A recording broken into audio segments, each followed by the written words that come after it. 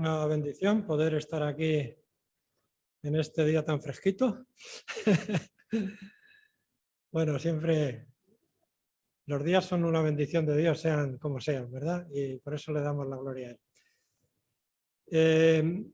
En este pasaje vamos a ver varios temas, ¿no?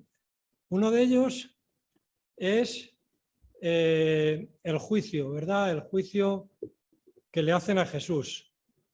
Hemos estado oyendo y leyendo en el Evangelio según San Mateo. Estos se registra en los 4 evangelios, aportando cada uno de ellos algo diferente, ¿no? Algo nuevo. Y vamos a ver, en primer lugar, los hechos. El Sanedrín o el Gran Sanedrín en Jerusalén estaba formado siguiendo un poco esa tradición de Moisés, que nombró a 70 ancianos para servir de jueces, para administrar justicia cuando Moisés estaba con ellos. Pues estaba formado por 70, el Sanedrín, 70 miembros y uno más, que era el sumo sacerdote, haciendo alusión a Moisés, ¿verdad? Y lo formaban los principales, eran todos principales entre los judíos, escribas, principales sacerdotes, principales ancianos, entre ellos, porque había algunos, todos hemos visto, creo, la película de Ben-Hur, ¿verdad? Pues Ben-Hur era uno de los principales, era un hombre, un noble entre ellos. Entonces, en todas las ciudades había un concilio que podía oscilar entre 23 y 71, pero en Jerusalén había 71, era el gran concilio y el más prestigioso, ¿verdad? Las sesiones se celebraban en el templo, en una sala que había en el templo, y era así como debía ser. Ahora vamos a ver que que hubo muchas irregularidades. De hecho, el actual gobierno de Israel ha revisado el caso y ha admitido que aquello fue totalmente ilegal. O sea, el proceso fue un proceso ilegal. Pero vamos a ver por qué. Punto 1. Se celebra de noche. Se celebra de noche y eso no era lo normativo, digamos. Segundo,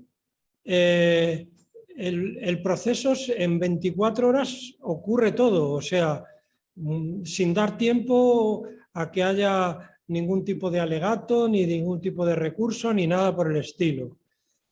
En aquellos tiempos no había abogados defensores, sino que el propio Sanedrín se nombraba un grupo de ancianos que hacían la labor del fiscal, ¿verdad? Y otros que hacían la labor de la defensa.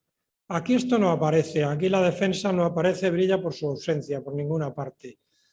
Es curioso porque si os fijáis, si hubiera habido ese grupo, hubieran llamado a testificar a testigos que hubieran sido ¿quién?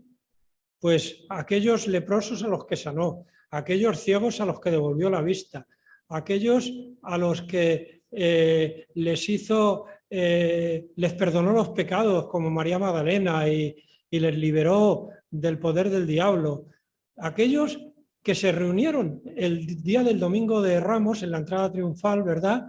Y que aclamaban a Jesús, Hosana, el que viene en el nombre del Señor, Hosana en las alturas. Hosana al hijo de David. Había muchos testigos que hubieran podido ir allí a testificar a favor de Jesús, porque sí, pero claro, a los judíos que estaban allí no les interesaba el que viniera esa gente. Por otro lado, sabían que Jesús tenía muchos seguidores y que era un rabí, un maestro muy valorado y muy respetado, y que ese día que se hizo la entrada triunfal le confesaron como Mesías. ¿Qué es lo que planearon ellos? Pues planearon hacerlo de noche, para que no viniera ninguno de aquellos y para desprestigiarlo totalmente. Ahora vamos a ver por qué.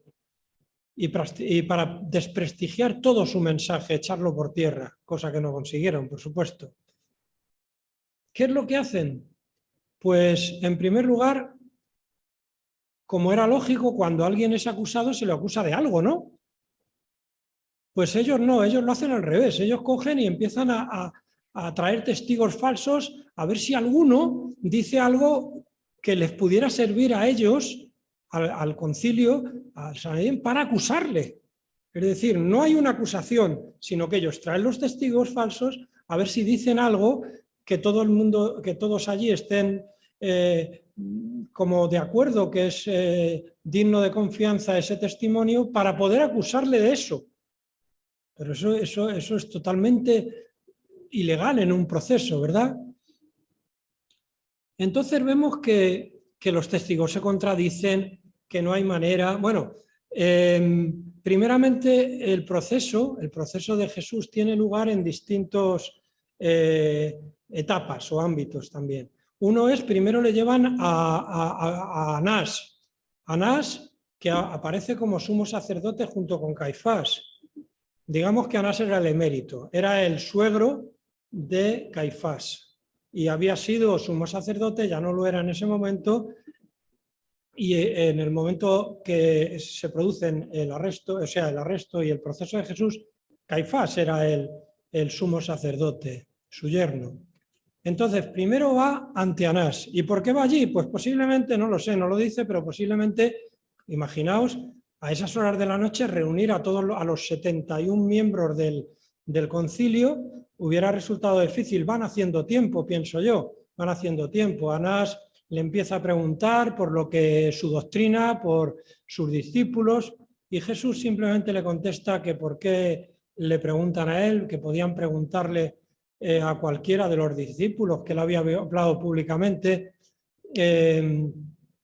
Cuando le da esa contestación, le dan una bofetada, uno de los miembros, creo que era de la guardia, y de los alguaciles, y le dice: así respondes al sumo sacerdote, y él dice simplemente: si he hablado mal, dime por qué, en qué he hablado mal, y si no es así, ¿por qué me golpeas?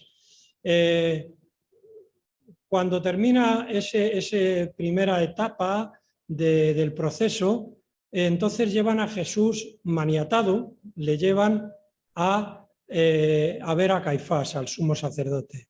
Y Caifás empieza otra vez a lo mismo, a intentar buscar algo con testigos falsos para acusar y condenar. Porque por supuesto, la mayor ilegalidad estaba en que antes de que empezara el juicio, todos los allí presentes tenían claro que querían llevar a la muerte a Jesús. Es decir, ellos ya lo habían condenado antes de empezar el juicio en sus corazones y estaban tramando cómo llevarlo a la muerte. Esa es la realidad de lo que allí ocurrió. Hay textos anteriores que así lo demuestran, ¿verdad? Cuando, por ejemplo, la resurrección de Lázaro, ahí se habla de que era necesario que muriera uno y que ese uno era Jesús. Porque Jesús, después de la resurrección de Lázaro, empezó a tener muchos seguidores. Bien. En este texto que se ha leído, dice: y los principales sacerdotes, estoy en el 59, y los principales sacerdotes y los ancianos y todo el concilio buscando falso testimonio contra Jesús para entregarle a muerte. O sea, ellos tenían la idea de que le querían entregar a muerte y no lo hallaron, aunque muchos testigos falsos se presentaban. Pero al fin vinieron 2 testigos falsos que dijeron: este dijo, puedo derribar el templo de Dios y en 3 días reedificarlo. Pregunta, ¿dijo eso Jesús? No. Lo que dijo es que derribad este templo y en 3 días yo lo reedificaré, refiriéndose a su propio cuerpo, o sea, a que le iban a dar muerte, a crucificar, y después iba a resucitar. Pero ellos pusieron en boca de Jesús diciendo que él era el que iba a derribar el templo, cosa que no fue así. Torcieron el testimonio, las palabras de Jesús, lo cual hoy en día hay mucha gente que hace, ¿verdad? Que tuerce las palabras de Jesús. Y Jesús da una contestación que a mí me ha impresionado, que es uno de los puntos que yo quiero dejar en esta mañana. Y es que Jesús les habla no como un condenado a muerte, sino se presenta a ellos como el juez. Ante los jueces que le juzgan, se presenta como juez. Y dice, tú lo has dicho cuando le dices que si él era el Cristo, el Hijo de Dios. Y además os digo que desde ahora veréis al Hijo del Hombre, que el Hijo del Hombre es un título que se da en Daniel, referido al Cristo, al Mesías, sentado a la diestra del poder de Dios y viniendo en las nubes del cielo. Es decir, está hablando de la segunda venida, cuando vendría como rey, como juez. Es decir, les está diciendo, no, vosotros no me juzgáis a mí, vosotros estáis siendo juzgados en este momento. Y el mundo está siendo juzgado en este momento. Y habrá una segunda venida.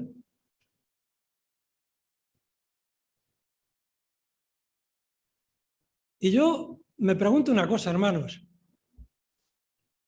¿Es que acaso los que le estaban condenando allí no esperaban al Mesías? Teóricamente lo esperaban, ¿no? ¿Es que acaso Jesús no había cumplido sobradamente todas las profecías que estaban escritas respecto al Mesías que iba a venir? Por supuesto que sí. ¿Y entonces por qué ocurre todo esto? Ocurre porque era un grupo que estaba acomodado en el poder, estaba acomodado en la riqueza, en la ostentación, en las relaciones sociales, y no le convenía ese Jesús que estaba allí y que hablaba de la igualdad de todos los hombres, que hablaba al joven rico, ¿verdad?, que le dice, vende todo lo que tienes y dalo a los pobres, y tú ven y sígueme. No les interesaba ese Mesías, les interesaba un Mesías que fuera un rey que a ellos les diera ministerios y les diera poder y que no les quitara el que ya tenían. Es verdad que tenían a los romanos detrás, pero bueno, eso lo iban aguantando mientras ellos pudieran beneficiarse de todo aquello. Y yo me pregunto, hermanos, ¿estamos esperando al Mesías? Cuidado, no vaya a ser que también nos acomodemos en nuestra vida y a lo mejor no lo deseemos tanto como deberíamos. Sigo leyendo. Caifás emplea una fórmula que, según he leído, parece que obligaba al reo, al encausado, a responder. Y es cuando le dice, te conjuro por el Dios viviente, que nos digas si tú eres el Cristo, el Hijo de Dios. Esa fórmula parece ser que al decir, te conjuro por el Dios viviente, tenía que responder. Y Jesús lo hace. Y es cuando le habla como el juez, como el rey. Y el sumo sacerdote rasga sus vestiduras diciendo, has blasfemado, ¿qué más necesidad tenemos de testigos? He aquí ahora mismo habéis oído su blasfemia. ¿Qué os parece?, le dice a todo el grupo que estaba allí reunido. Y respondieron ellos y diciendo, es reo de muerte. Y entonces le escupieron las afrentas que sufrió Jesús en el rostro, le dieron de puñetazos y otros le abofeteaban diciendo, profetízanos, Cristo, ¿quién es el que te golpeó? Qué terrible, ¿verdad? Todo esto, lo que trataban ellos era de desprestigiar a ese Mesías que se presentaba allí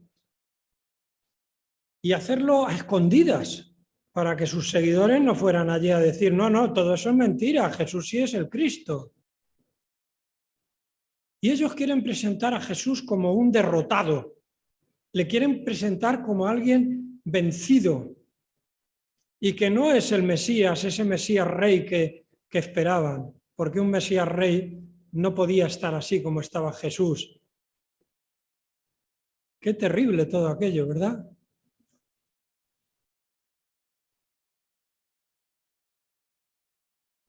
Y en poco tiempo, después lo veremos en próximos domingos, lo crucifican. Y es curioso porque en el capítulo 27, me voy a adelantar un poco, donde dice, bueno,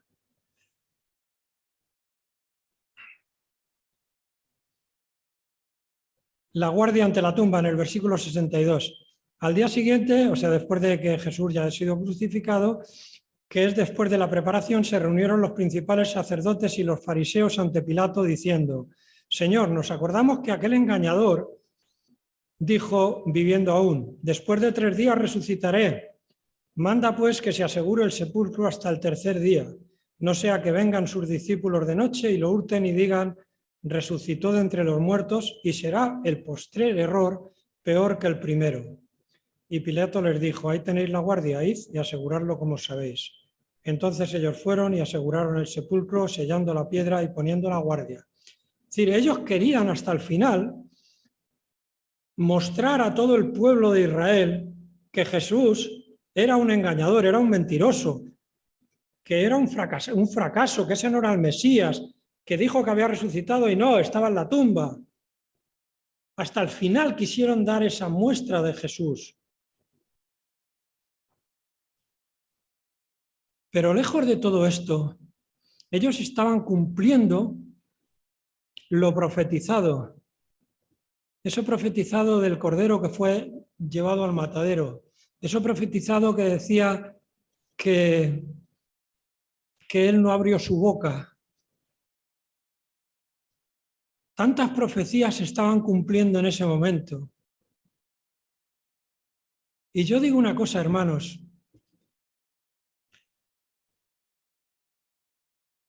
Es que realmente nuestra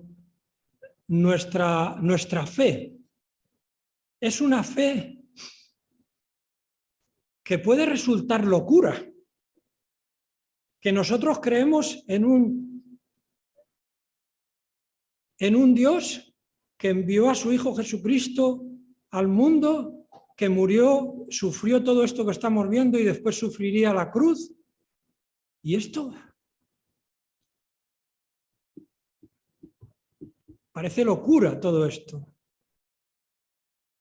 Nosotros nos hemos criado en un país de tradición cristiana y esto lo hemos visto en la Iglesia Católica y lo hemos visto en imágenes y lo hemos visto en películas y estamos acostumbrados a ellos, pero si nosotros recapacitamos, habría quien le puede ir a parecer un poco locura todo esto.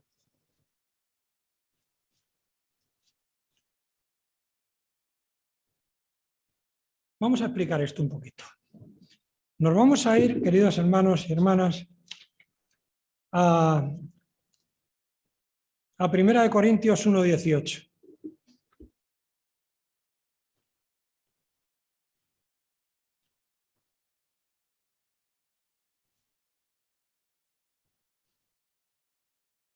Y dice, porque la palabra de la cruz es locura a los que se pierden, no a nosotros, a los que se pierden. Pero a los que se salvan, esto es a nosotros, a los que estamos aquí en esta mañana que creemos en Cristo como Salvador y Señor, es poder de Dios. ¡Qué bendición! No es locura, es poder de Dios. Es locura a los que se pierden. Pero para nosotros es poder de Dios. ¿Pero por qué? ¿Por la razón? No. Por la fe.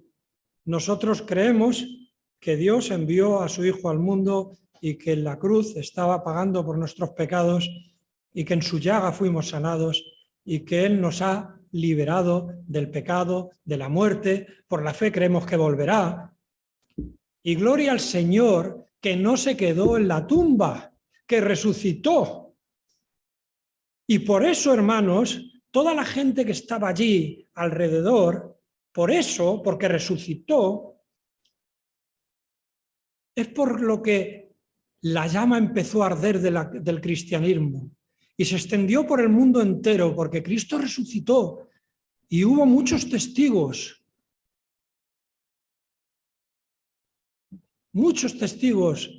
que vivían todavía en el tiempo de la primera iglesia, aparte de los apóstoles a los que se presentó, a más de 500 hermanos a la vez. Jesucristo resucitó y por eso, si creyeron por fe, eso que a los que se pierden les parecía locura, porque Cristo ha resucitado. Y Cristo ha resucitado y se ha aparecido a quién más, a ti, a mí, en el Espíritu, hermanos, pues claro que sí. Y se sigue haciendo presente cada día en nosotros. Aleluya, su nombre, gloria. ¿Que no lo entiendes? Yo tampoco. Pero creo que Cristo dio su vida por mí. Creo que el amor de Dios le llevó a entregar a su Hijo hasta la muerte de cruz para darme a mi vida y a ti darte vida. Y lo creo porque Cristo vive en mí, porque el Espíritu Santo da testimonio a mi vida de que soy hijo de Dios, como lo hace en ti también. Y sigo leyendo 1 Corintios para entender esta locura, entre comillas. Dice, pues escrito está, destruiré la sabiduría de los sabios y desecharé el entendimiento de los entendidos. ¿Dónde está el sabio? ¿Dónde está el escriba? ¿Dónde está el disputador de este siglo? ¿No ha enloquecido Dios la sabiduría del mundo? Pues ya que es la sabiduría de Dios, cuidado, lo que para ellos es locura, para Dios es la sabiduría de Dios. Pues ya que en la sabiduría de Dios el mundo no conoció a Dios mediante la sabiduría, ¿de quién? De Dios, agradó a Dios salvar ¿a quién? A nosotros, a los creyentes. ¿Por qué? Por la locura de la predicación de ese Cristo que dio su vida por nosotros. Porque los judíos piden señales. Los griegos, hoy en día los intelectuales, buscan sabiduría.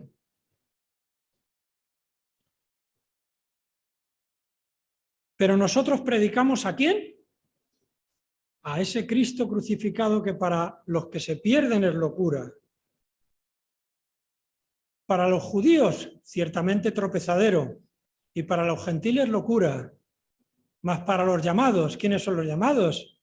Y ahora dice, así judíos como griegos, es decir, primero dice que para los judíos tropezadero y para los gentiles locura, pero luego dice, pero para los llamados, y los incluye a ellos, no a los anteriores que ha hecho, sino a los que siendo de su origen étnico, nacional, han creído, porque el Evangelio es para todos, para todas.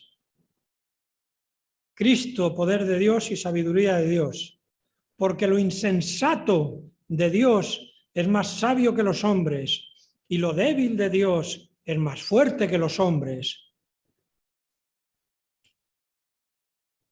Y luego dice algo que para ir a ello voy a hacer alusión a Pedro. Pedro era un pescador, ¿verdad? Un pescador que le dijo a Jesús que él estaba dispuesto a dar su vida por él, que aunque todos le negaran, él no lo iba a negar.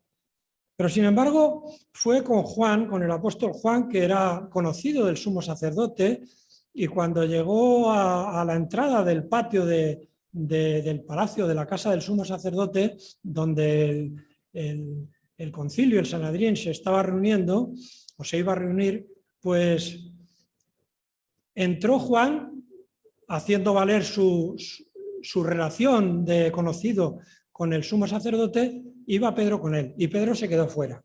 Y entonces le dice a la criada que estaba en la puerta, mira, es que ha venido conmigo un amigo, déjalo pasar también. Entonces pasa, y Pedro, porque todos le abandonaron, ¿no? Cuando prendieron a Jesús, le abandonaron todos.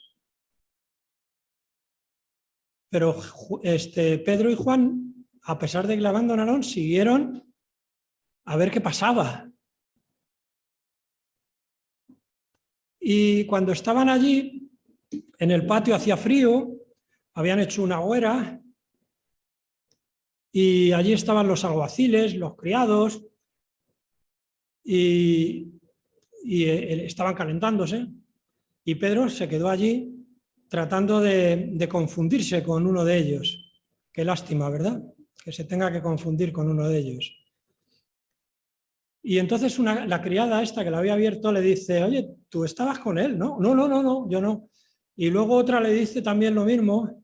Y finalmente un pariente de Malco, este pariente del sumo sacerdote al que Pedro había cortado la oreja con la espada cuando fueron a arrestar a Jesús, lo reconoció y le dijo, si aún tú hablar te reconocemos que eres de Galilea. Como por ejemplo cuando nuestro hermano Pablo habla, que sabemos que es catalán, ¿no? Porque aún su hablar le delata. Pues ahí le delataron. Le delató su habla, pero podría ser un Galileo que no tenía nada que ver con Jesús. Pero es tremendo a lo que llega el apóstol Pedro, que dice, volvemos otra vez a Mateo 26,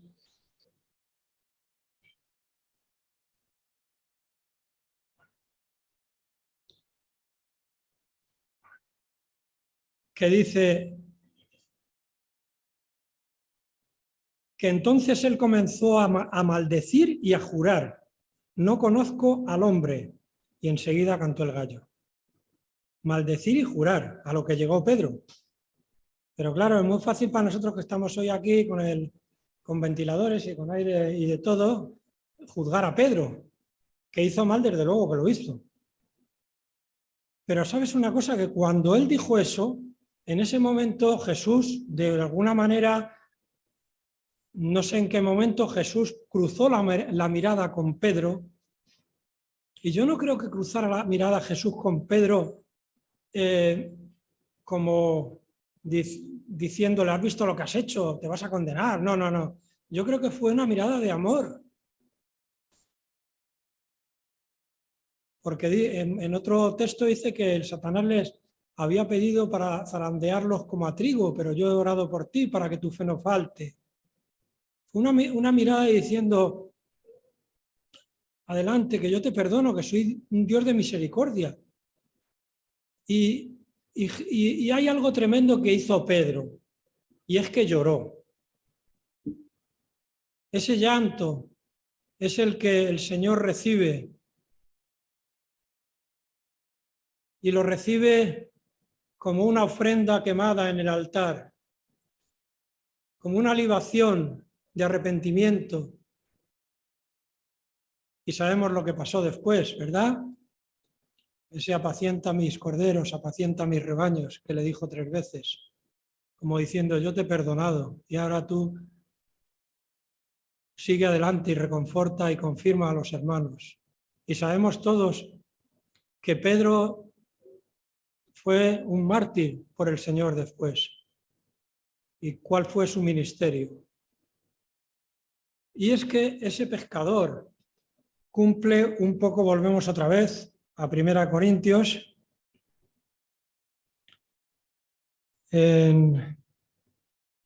esta vez al 25, 1 Corintios 1:25. 1:25. Y dice, en el 26, bueno, empiezo en el 25, porque lo insensato de Dios era lo que hemos dicho en el 26. Pues mirad, hermanos, vuestra vocación, que no sois muchos sabios según la carne, ni muchos poderosos, ni muchos nobles, sino que lo necio del mundo escogió Dios para avergonzar a los sabios. Es decir, escoge a un pescador para avergonzar a los sabios. Lo débil del mundo escogió Dios para avergonzar a lo fuerte. Y claro que fue débil Pedro, pero fue un hombre de tanto amor que lloró por lo que había hecho, se arrepintió. Y lo vil del mundo y lo menospreciado escogió Dios, y lo que no es para deshacer lo que es, a fin de que nadie se jacte en su presencia. mas por él estáis vosotros en Cristo Jesús, el cual nos ha sido hecho por Dios sabiduría, justificación, santificación y redención, para que, como está escrito, el que se gloría, gloríese en el Señor.